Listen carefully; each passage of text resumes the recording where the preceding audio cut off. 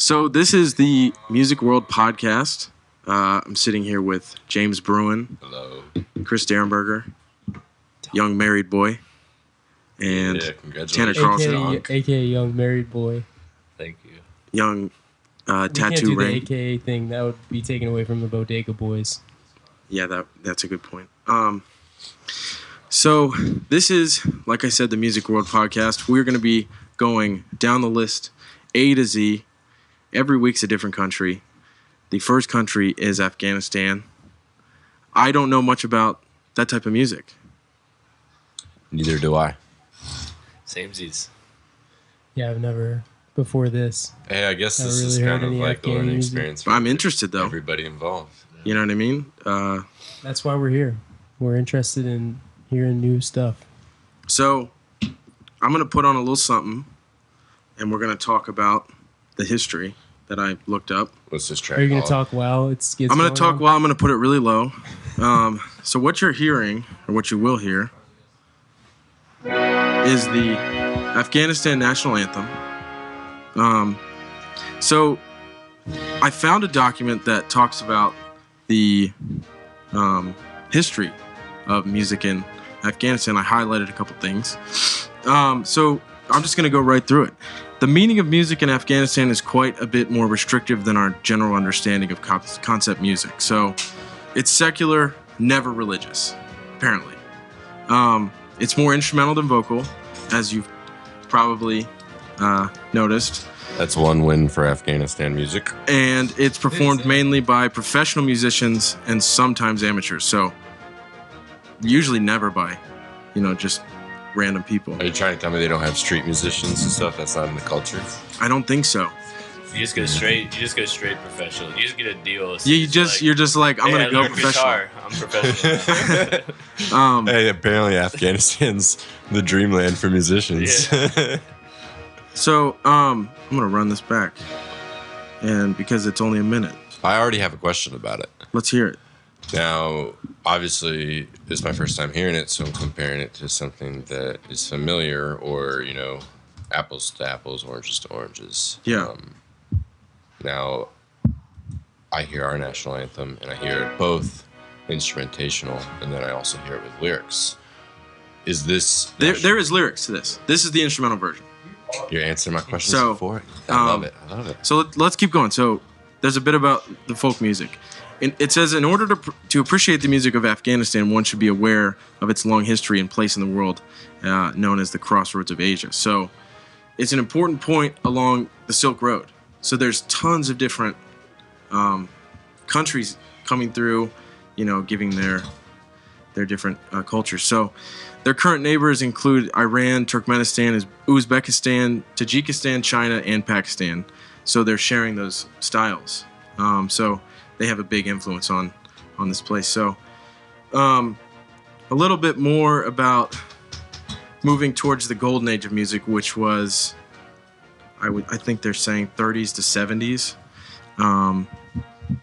The rise of Afghan popular music in the 60s can be attributed to a group of dynamic young westernized high school students. So in Kabul, which is, I think we talked about Kabul, there's a band. But just a little bit about that. And then there was a dark age, which was something we also talked about, where the Taliban actually banned music. They were burning cassette tapes. They were making basically mockeries of public performances. It says here, they're remembered for their harsh interpretations of Islamic law. They confiscated and destroyed cassettes, videotapes, and instruments, harassed and arrested musicians, listeners, and hosts, and allowed no public performances. So that's fucking crazy. It's really badass. I've heard a bunch of stories about their neighboring countries that you mentioned, like Iran, and how music like punk or hardcore, just rebellious badass music is, not even just hard stuff. It was just anybody trying to put out something. It's really, you're going to jail for it. People are getting killed. It's crazy. You're a criminal. You're literally doing it underground. And so it's interesting, you know, thinking I'm coming into this not knowing anything about it, and it's like, you know, you've read stories about their neighbors and kind of picturing the same thing. So it's interesting. You get a very vivid mental image right away. Yeah. We talked about this. I want to hear your perspective. I mean, I know I mentioned a lot of it, but I mean, what's your take on it? Yeah, I think it speaks to, like, you know, how important music is to people, because I mean, you get this, you know, the Taliban who are scary people, and they're like, you know, you can't play music anymore. And I'm sure there were still people, you know, in basements and shacks in the country, like, still, like, writing songs and playing music, because once you do it, it's, like, super important to you. And it's, like, part of who you are. I think we all feel that, which is part of the reason we're doing this podcast. But it's really cool. I don't know. For sure. Yeah, I agree with that. I'd like to echo that sentiment, actually.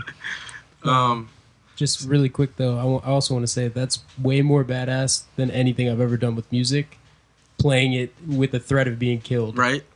That's a good point. Well, doesn't it make... I can say no more. Yeah. Until after we played, then they were like, these guys are terrible. We're going to kill them now. So, jumping right in, the first song that I found was actually through this document. When they mentioned the golden age of music, or sorry, right before, or actually during it, sorry. They kept mentioning this guy, Ahmad Zahir.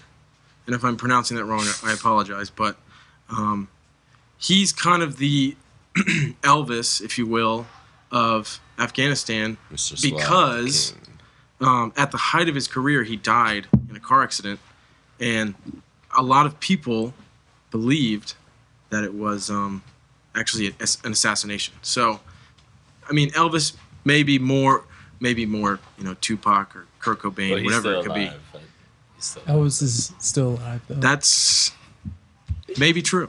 Okay, we're moving forward. We're moving forward. So the song is called Tugar Ba Man Yar Shawi. And these are split by spaces, so I'm not like taking my time with that. So let's give it a listen. Can you pronounce it one more time for the record? Tugar Ba Man Yar Shawi. Shawi. If it's too loud, let me know.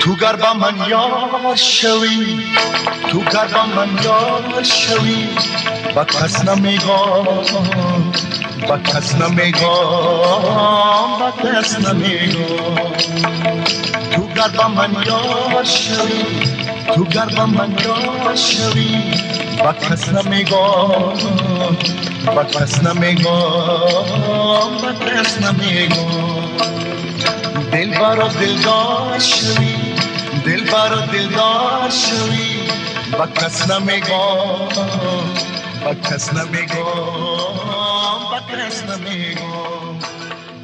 So again, that was Ahmad Zahir, Tugar Ban Man Yar Shawi.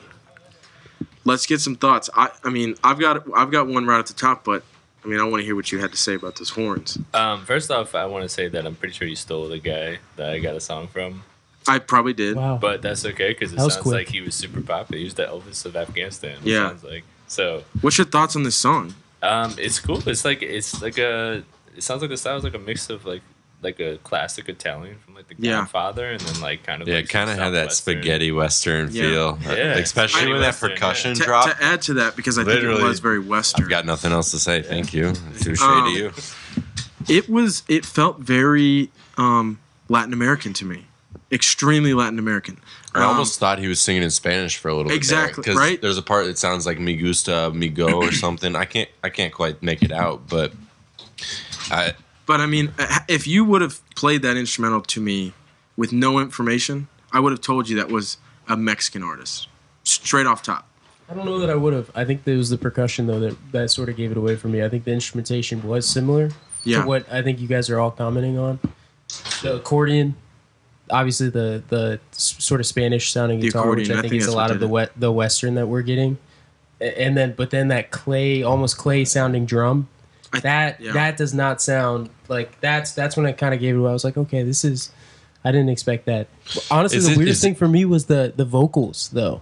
The vocals had this echo on it that I did not expect. It was almost like it was like someone talking over a loudspeaker, like a megaphone. That's a great point because this is a time when the country's changing, right? It almost seemed kind of like it's almost assembly. Like this is a Rage Against the assembly. Machine. Like, yeah, you know what I mean. Let's turn this country on its head. Which is I did not catch that at all until you said it.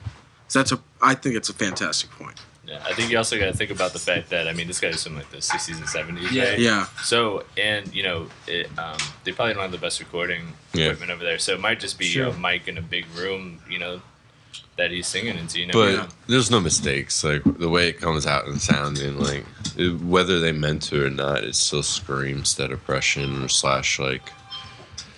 I mean, you can hear it in the tone. Yeah. Oh, yeah, for sure. And it makes so much sense to me that these people would crowd around him because they're looking for an outlet. You know what I mean? They're looking for an artist to. I mean, I don't know what it translates to, but I would imagine it's something having to do with potentially, assembling and kind of taking one. You know what I mean? So. Yeah, that's cool though. I definitely didn't expect accordion. And then I saw a picture of him doing it. I was like, okay, that is accordion. I didn't know what that was. That's exactly why I thought it was Mexican. Because accordion to me is very Latin, right? Yeah, I feel you. But it's also very Italian. So it's, you know what I mean? It's funny. I mean, I was obviously getting the this like Mexican or Italian spaghetti western feel, but it really actually hit me when that clay percussion came in, because although it is like kind of exclusive to the region, or at least kind of points in that direction, the way it entered, I don't know if you guys caught that, it almost sounded like a spur or something, like the way he entered it. That's what tied it for me, which is interesting. That is how interesting, you're kind of looking at it as a better musician, like you can hear it better. You can hear it better, but for me it was just like, I guess I was stuck in that image, but that's when it really was sold. That is interesting. That's kind of when I kind of like stopped for a second. I was like, wait a second, that makes more sense as far as Middle Eastern music is, at least what I have heard. Yeah, my humble opinion, because I again don't. Also, those horns hit hard. Those horns, man. That was right. That was pretty cool. That would have been a 70s style too. So, Kalen, I don't know if he's still sitting in this room, but gave us a song. I believe it's a funk record from the 60s or probably late 60s. The album I think is called Zanduni, and it's a compilation of artists. So it's not. Is that correct, Kalen? Yes. The group is called Nooshafarin, and the song is. I'm gonna spell it because I don't want to say it. OUJ. I actually accidentally downloaded this record about a year or two ago and didn't even notice it was the same one. So it's Afghani music. It's Afghani funk music from I think late '60s. Boy, give it to me. Let's play that funky music. It wasn't just the Afghanistan region, but this song particularly. Okay, so it was a compilation of different artists. This one being Afghani. Yeah, I kept finding. So, Nooshafarin, I'm gonna say Oj. That's what I would say.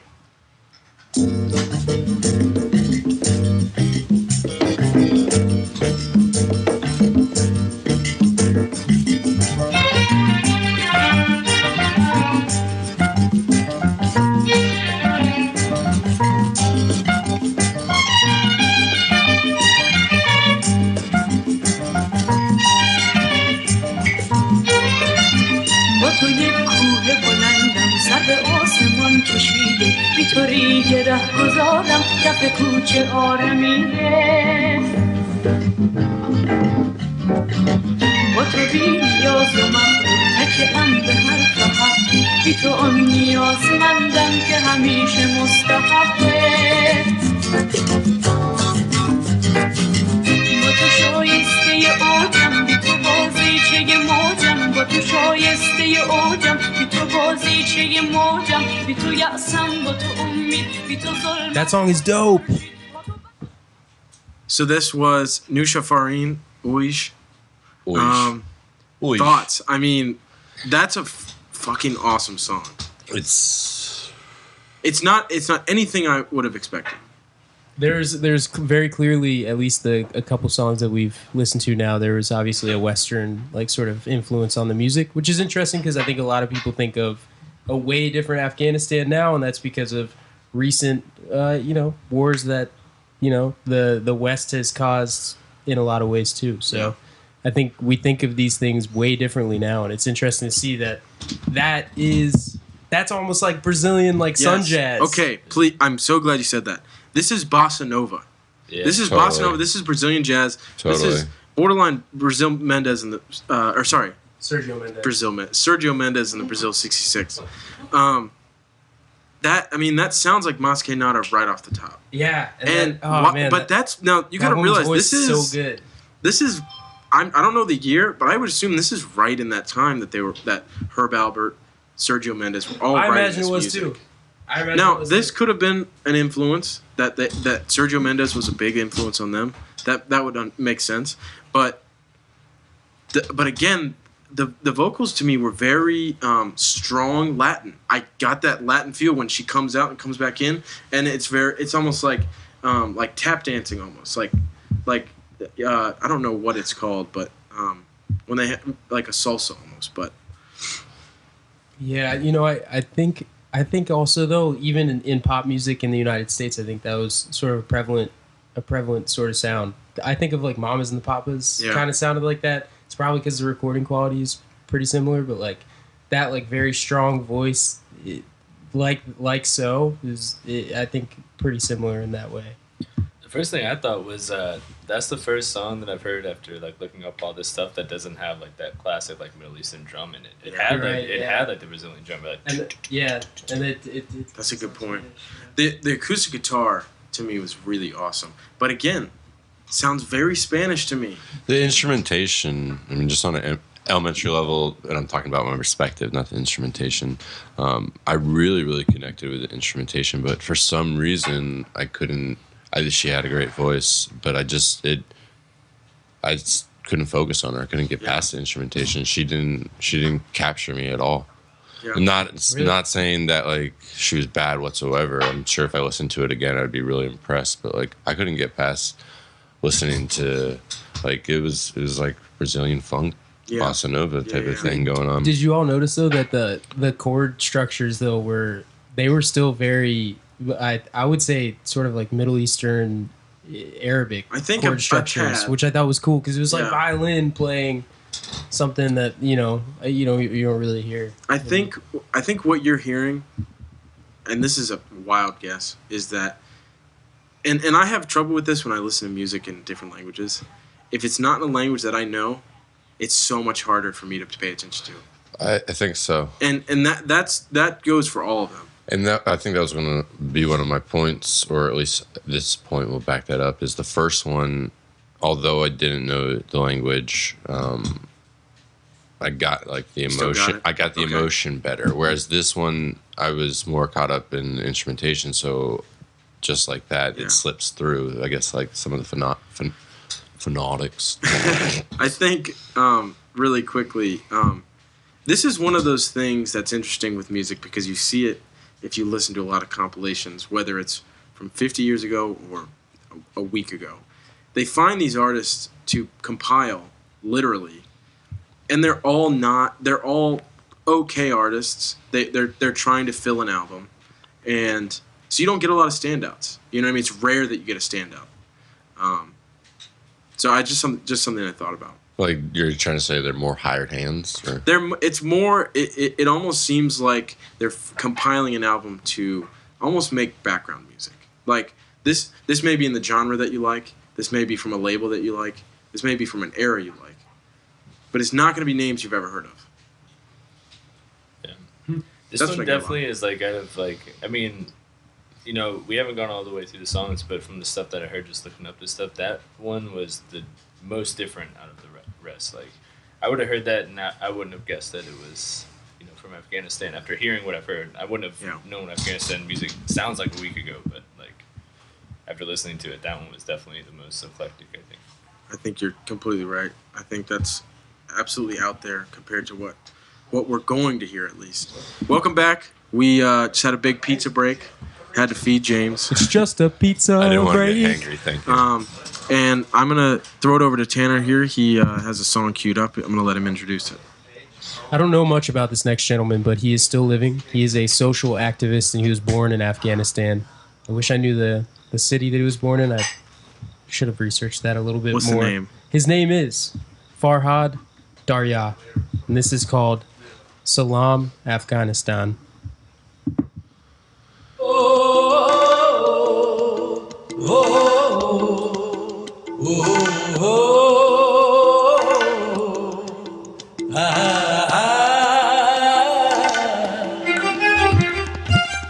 ازی آواره ازی سرگردان ازی تنهایی و ازی زندان بکابل جان بکابل جان بکابل جان سلام افغانستان سلام بکابل جان بکابل جان بکابل جان سلام افغانستان سلام ازی آواره ازی سرگردان ازی تنهایی و ازی زندان بکابل جان بکابل جان بکابل جان سلام افغانستان سلام بکابل جان بکابل جان بکابل جان. That was by far my favorite thus far. That was so cool.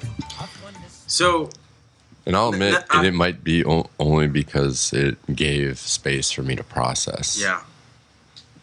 Yeah, because it was... yeah. Now, this is this is way more in the present.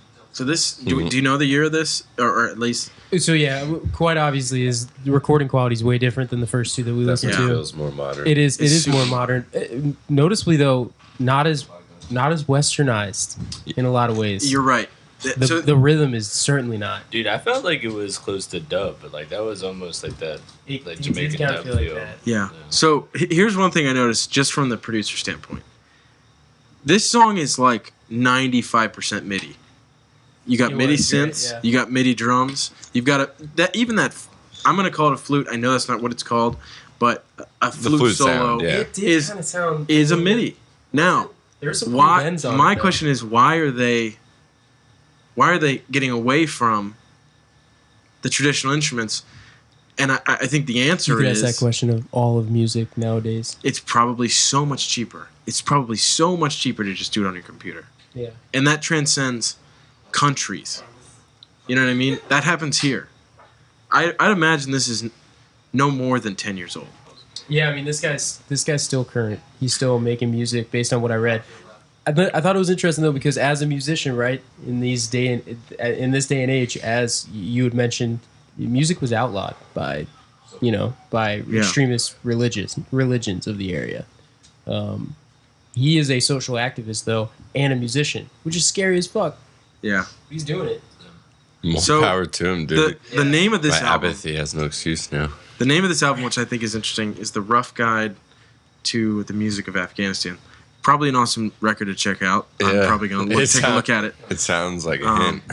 But a great place to start. I think again though, there's still these little tidbits of Italian, a little bit of Spanish, maybe some Brazilian. I still hear it, and I'm wondering, did Latin America take those sounds and run with them? Were they the same instruments? Were they the same chord progressions, chord patterns? Dude, you know what I think that I talk about with Tanner a lot actually is I think you can hear what kind of like climate people are in the music.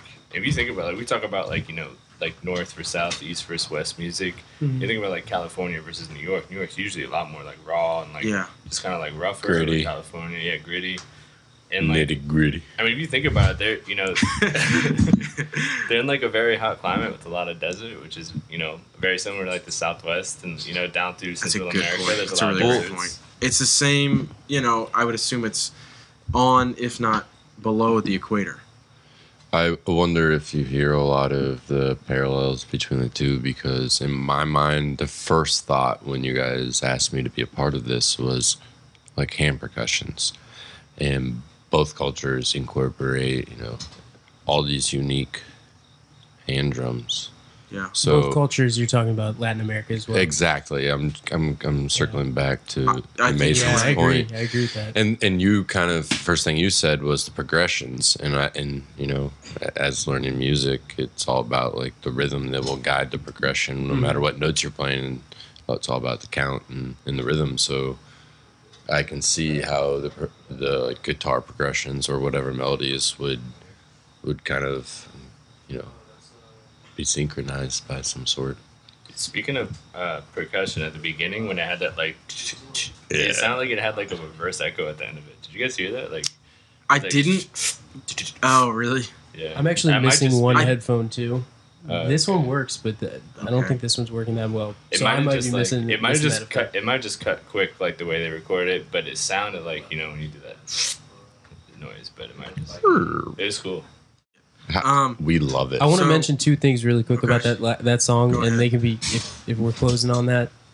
His vocals were chorused, which I thought was interesting because like they do a lot of like quarter tones. Did you guys notice like some of the quarter tone singing that he was doing? It's like kind of a vibrato in his voice that was like It's almost tremoloed. it almost is, yeah. Yeah. And so I thought the chorus was interesting with that. Yeah. Actually, I think that was my only point. I think I just combined them. I've definitely noticed. Go with, ahead and look up your track. I've definitely noticed with like a lot of the singers that, except for the one funk music that had a female singer, they're all like pretty like singing a low key. Yeah.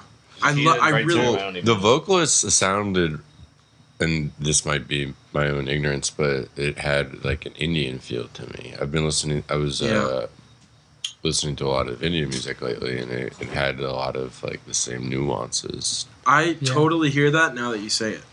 I think It's that's the interesting. quarter tones The percussion, too, honestly. yeah, maybe to wrong Like on the, that. the pitch, like the pitch change. They kind of do that, go down and then go up with it. And, Yeah, YouTube. It's so Where's that cool. at? It's way different than what we hear usually. I I also think want to say that's too. super interesting because only after you said that I was like, oh my gosh, it's super Indian. and I hate to be offensive, but it's interesting listening to it because I like a lot of Indian music, but sometimes that vocal style is a little Taxing. It's a little much for me. Yeah. So I connected better with this vocalist because it's like that, but It wasn't smoothed always over like that. a little bit. Yeah. You know I what I think- mean? It's chosen, and when it's done, it's not like exaggerated too much. Yeah. The double of his vocals, I feel like helped that a lot too. Also, I didn't expect this much, almost like stringed instrument. I think it's violin. I can't really tell, but I think that's interesting. Every single song that we've heard now, the first one might not have had violin. So but it's some funny type that of- you bring that up because this is one thing that I kind of skipped over when we were talking about the history. Their three most common instruments are lutes of some sort. There's an instrument called a dutar, which means literally two strings. It's a small, long-necked, fretted, plucked lute that is light, portable, and commonly found in tea houses. Like a bass Metal lute? strings. Metal strings. awesome. Another instrument is called the dambora, which is also a two-string fretless long-necked lute. And then the most popular is something actually called the rabab. So this is a super interesting. I saw a photo of it. If you're listening to this and you can look it up. But it's this is kind of their go-to instrument. Hollow body, carved from a certain The type rabab? of wood. Rabab, yeah, R-A-B-A-B. 12 to 15 strings, right? So these are things that you can, when you look up Middle Eastern music, this is probably what you're going to see, you know what I mean? So interesting because it's a lot of guitar-esque lute type instruments, so stringed instruments. So we're going to move on to the next song. This was provided to us by Donk. If you want to go ahead and intro that. If you need me to read it, I can, but... So you might need to read the name of the song. The guy's name was Ahmad Zahir, I believe is how you pronounce it. I could be totally wrong, but he was cool. I heard this song. I don't know how I came across it, but it sounds, very like 60s and 70s, like Western music. And I was telling Mason before, like I would listen to this type of music like currently all the time. It's really cool, and I'm gonna look up this album actually. So this is actually the same guy that we listened to first. This is Ahmad Zahir. This is their Elvis. The king. Zahir. This is the same dude. Elvis. Okay. Zahir. So the How song is fitting, called though. Az Gamat I Nazanin. Probably butchering that, but see, let's give this a listen.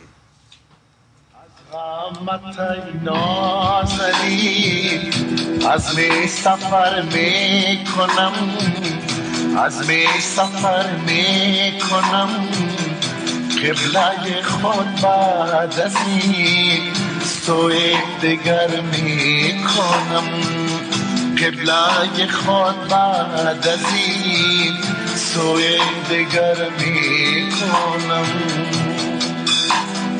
Afghan123.com.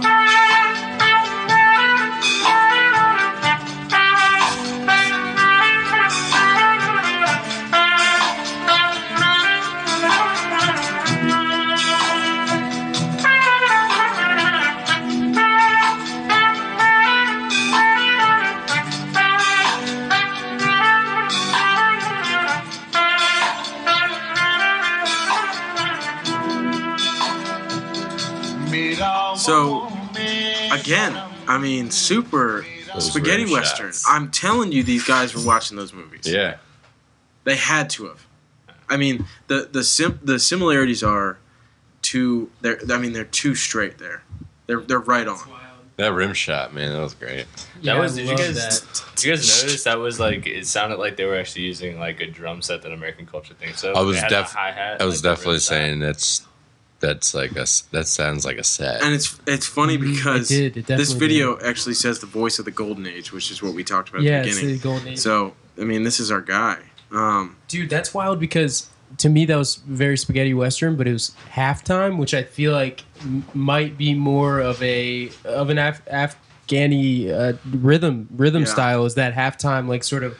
It But that was cool because I've never heard that either. That one put me in like more of a saloon. Like you, Absolutely. The other ones where you're out in the spaghetti western Yeah. doing it. This one had to sit down. You were tired from it. You know what I mean? It had that essence to it. I'm pretty sure this was the theme song for True Detective. Right. That's funny. James like I've definitely never seen that, He's like, they're definitely wrong. especially in Afghanistan. So, I mean, I think it's really interesting to see that because, you know, and Tanner can attest to this. I had such a big spaghetti western phase, and I didn't think for a second that's what I'd hear. And I think it's amazing because it's almost as if we've It was got fat. it had a hip hop rhythm to it. It really did. I It had really the like open that. hat and the rim shot. Yeah. I'm trying to write that stuff now. I know, it's amazing. And this was the golden age of Afghani music.